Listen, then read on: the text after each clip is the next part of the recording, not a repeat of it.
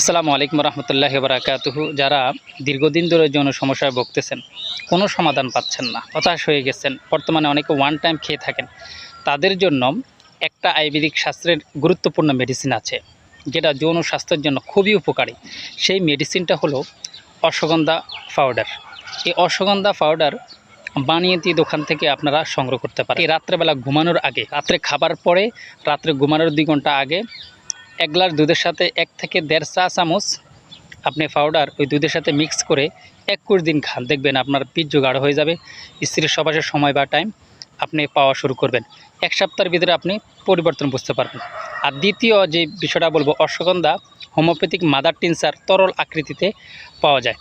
ওটি আপনি 1 আউন্স কিনে সকালের 7, দুপুরের 7 এবং কি রাত্রেবেলা 7 ফোঁটা করে যদি খেতে পারেন, এই 2টা ফর্মুলার একটা যে কোনো একটা অ্যাপ্লাই করলেই আপনি দেখবেন আপনার স্ত্রীর সহবাসের সময় বা টাইম দিন দিন বেড়ে চলেছে।